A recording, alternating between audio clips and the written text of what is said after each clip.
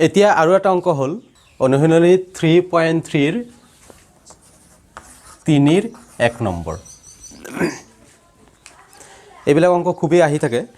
দিয়া আছে যে দুটা সংখ্যাৰ পাৰ্থক্য 26 এটা সংখ্যা আনটোৰ 3 গুণ হলে সংখ্যা দুটা উলিওৱা এটা সংখ্যা আনটোৰ 3 গুণ হলে সংখ্যা দুটা উলিওৱা আৰু সংখ্যা দুটা পাৰ্থক্য 26 বুলি দিয়া আছে তেতিয়া হলে এটা সংখ্যা আমি ধৰি লও আনটো সংখ্যা ওলাই যাব ধৰা হল আমি ধৰিলো ধৰা হল এটা সংখ্যা x আনটো সংখ্যা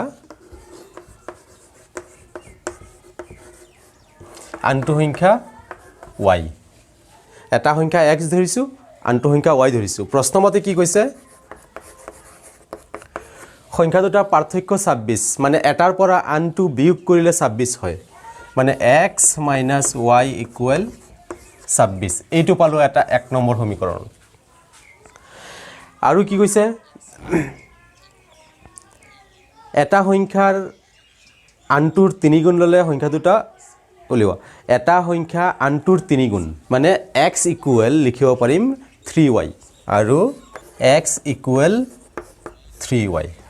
মানে এটা আনটোৰ 3 গুণ হলে সংখ্যা দুটা উলিয়াব লাগে মানে এটা যদি আনটোৰ 3 গুণ হয় মানে x = 3y আনটোৰ 3 গুণ কৰিলে 3y আমি কৰি দিলো এইটো পালো 2 নম্বৰ মানে x = 3y পালো এতে x ৰ মান প্ৰতিস্থাপন পদ্ধতিত সমাধান কৰিম আমি x ৰ মান 1ত বহুৱাই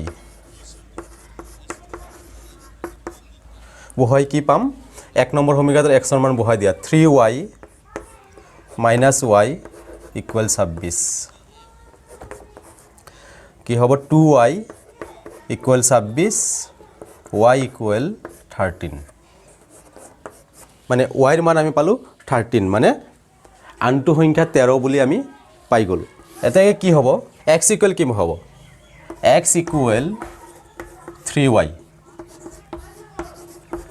x = 3y বুলি আমি জানো এতিয়া y ৰ ঠাইত 3 y ৰ মান বহুৱাই দিলো 3 * y ৰ মান হ'ল 13 and x = কিমান হ'ব 39 তেতিয়া হলে সংখ্যাটো নিৰ্ণয় সংখ্যা দুটা এটা হ'ল x মানে 39 আৰু আনটো হ'ব 13 এটি হ'ল এই অংকটো এতিয়া মেইন কথা হ'ল এই অংকবিলাক কৰিবলৈ হলে আমি কিছুমান পদ্ধতি অৱলম্বন কৰিব লাগে সেই পদ্ধতি কেইটা কি হ'ল বীজীয় পদ্ধতি আৰু লৈখিক পদ্ধতি যে আমি ইয়াত ইউজ কৰা নাই বীজীয় পদ্ধতিৰ ভিতৰত আছে প্ৰতিস্থাপন পদ্ধতি অপনয়ন পদ্ধতি আৰু বৰ্জগুণ পদ্ধতি আমি এই ইয়াত কি পদ্ধতি ব্যৱহাৰ কৰিলো প্ৰতিস্থাপন পদ্ধতি এই তিনটা পদ্ধতি কেনেকৈ সলিউশন কৰে আৰু নেক্সট পিছৰ অংকবিলাকত মই আকৌ ভালদৰে কৈ তোমালোকক বুজাবলৈ চেষ্টা কৰিম আজিলৈ এই অংকটো ইমানেই তোমালোকে নেক্সট অংকবিলাক আৰু কৰিবলৈ চেষ্টা কৰা থ্যাংক ইউ